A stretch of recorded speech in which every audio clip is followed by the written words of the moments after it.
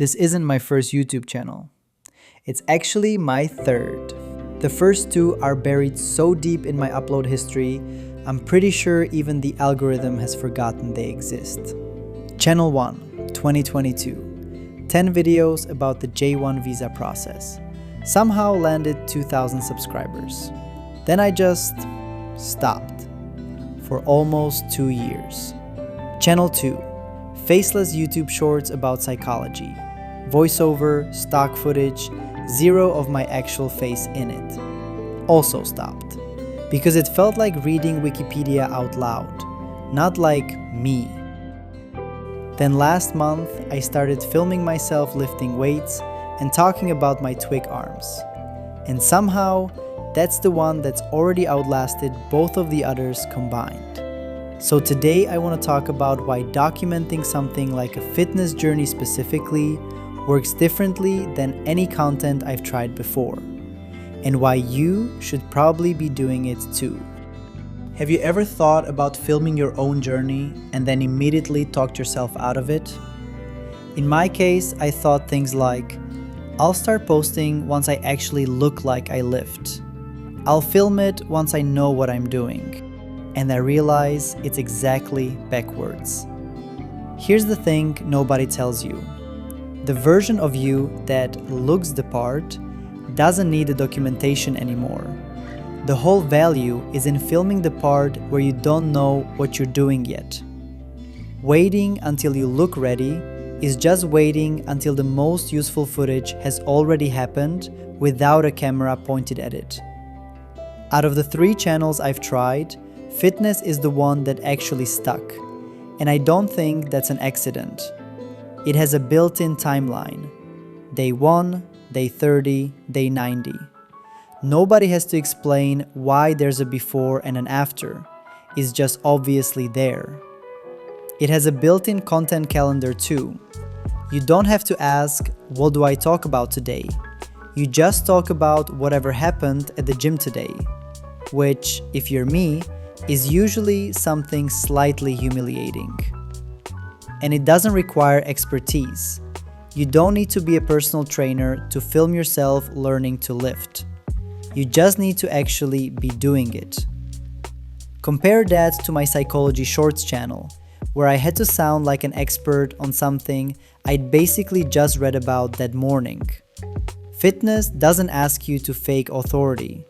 It just asks you to show up honestly. Okay, practical moment. Because just start filming is useless advice without knowing what to point the camera at.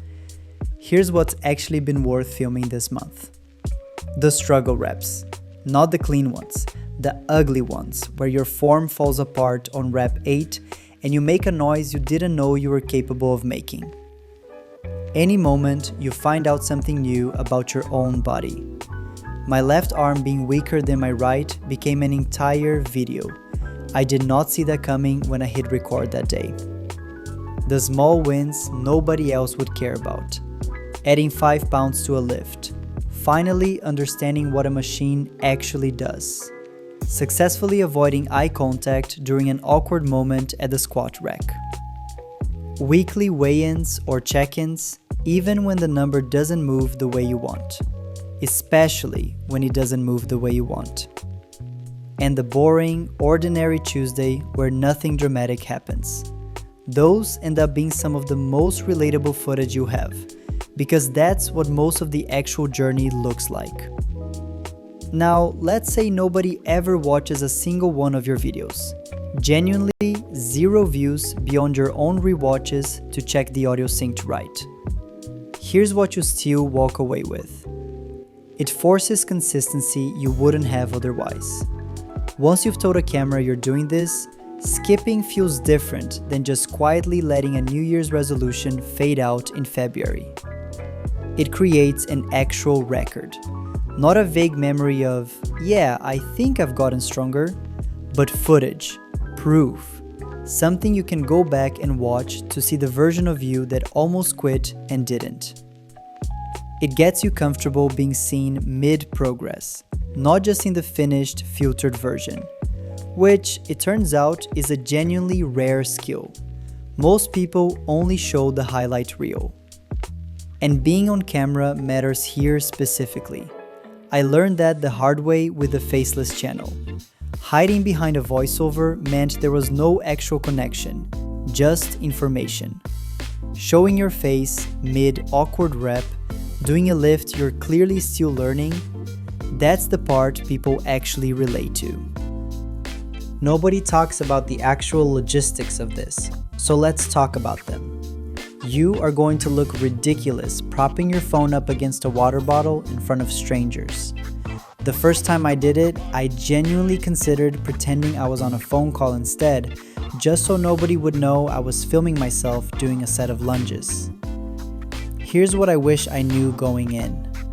Almost nobody actually cares. Everyone at the gym is far too focused on their own set, their own playlist, their own internal monologue about whether they should have skipped leg day to spend any real time thinking about your tripod situation. The awkwardness you're anticipating is almost always bigger in your head than it is in the room, which coincidentally is also true of most things you're avoiding starting. And if it helps, I've now filmed myself failing a lift, dropping a dumbbell, and audibly wheezing on camera in a public gym multiple times. Still alive, still allowed back in. Here's the practical part, because motivation will not carry you through this. I learned that during my 2-year gap. What actually works is a repeatable process that doesn't depend on how you feel that day. Here's mine. Weekday evenings, I spend 30 to 60 minutes turning rough thoughts into scripts, using AI tools to help organize them. Sunday, I block 3 to 4 hours editing everything. Then I schedule it to go out over the following weeks. One weekend of work turns into several weeks of content. That's the whole trick, not motivation, batching. If your plan depends on feeling inspired every single day, it will fail. Mine did twice before I figured that out. Something that didn't exist when I started my first channel back in 2022. Tools like ChatGPT and Claude. I already use them to figure out what I'm doing at the gym half the time, so it wasn't a huge leap to also use them for the actual content. Stuck on what to talk about today? Just ask Claude. 30 seconds later, I have a structure to work from instead of a blank page and a rising sense of panic. It doesn't replace actually filming yourself, sweating, failing a rep, or figuring out your own body in real time. But it removes the blank page problem. And the blank page is usually what kills channels before episode 2. A few years ago, you probably needed decent lighting, a real camera, and editing skills to get anyone to take your channel seriously. That's just not true anymore.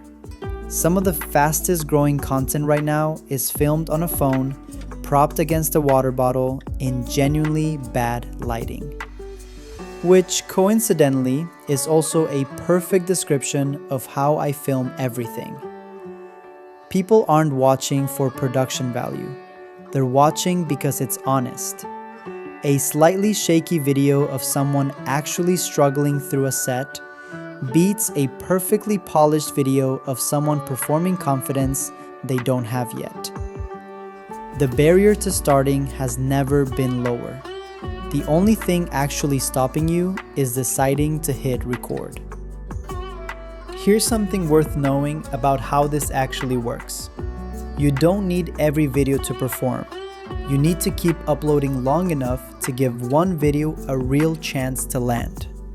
One video a month gives you 12 chances a year to catch something. One video a week gives you over 50. The algorithm doesn't care how many subscribers you started with.